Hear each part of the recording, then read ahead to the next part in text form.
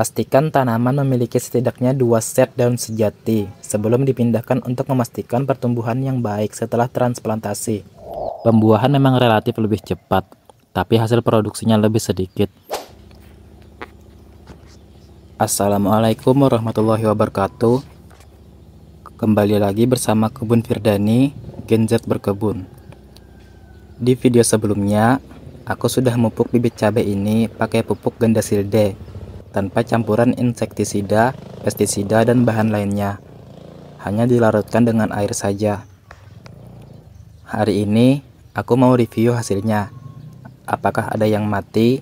Apakah ada daun yang terbakar? Apakah ada tanda overdosis lainnya? Mari kita lihat.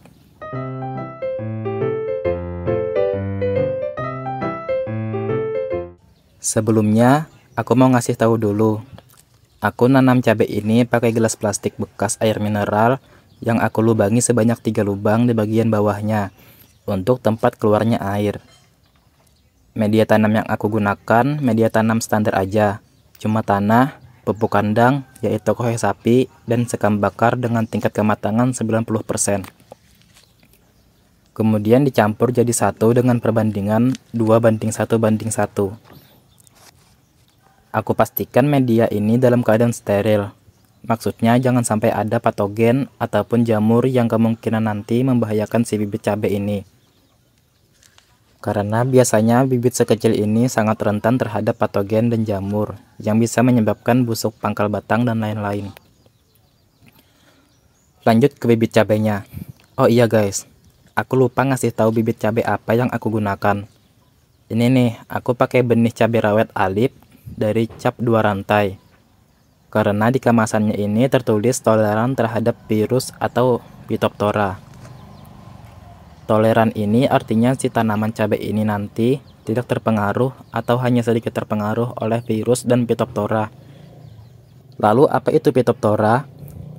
Phytophthora adalah jamur yang biasanya muncul di musim hujan dan curah hujan dan kelembaban yang tinggi.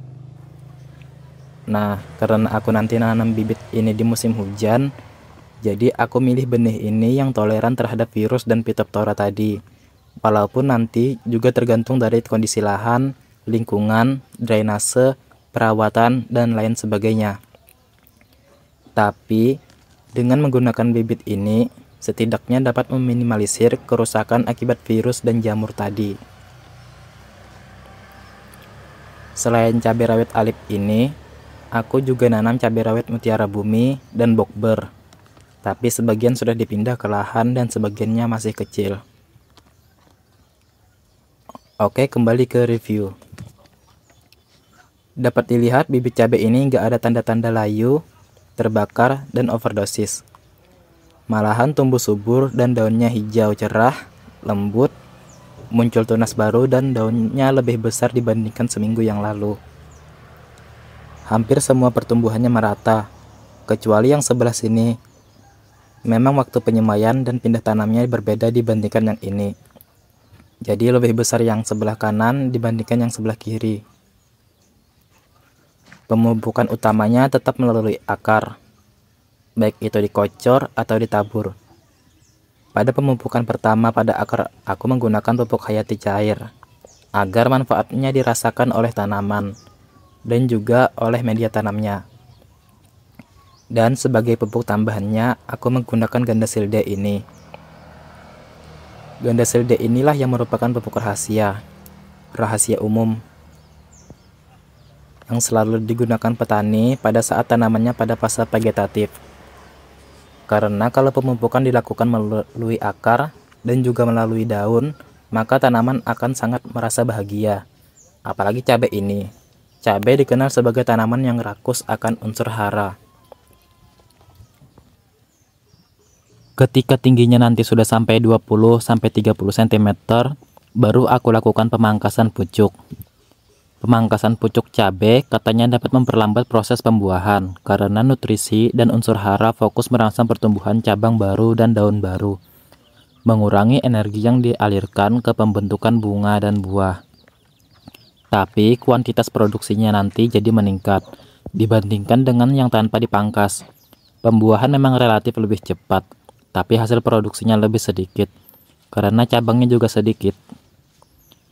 Pemangkasan pucuk ini biasanya dilakukan oleh petani cabai yang mengejar hasil produksi yang maksimal. Pangkas atau tidak, itu tergantung pilihan masing-masing. Buat yang nanam di rumah misalnya, cuma buat kebutuhan sehari-hari, bisa dibiarkan saja tanpa dipangkas agar cepat berbuah. Tapi, kalau cabainya buat dijual, maka pucuknya dipangkas aja supaya tumbuh cabang baru dan produksinya semakin banyak. Bibit cabai ini sejauh ini belum pernah pakai pestisida, insektisida maupun fungisida.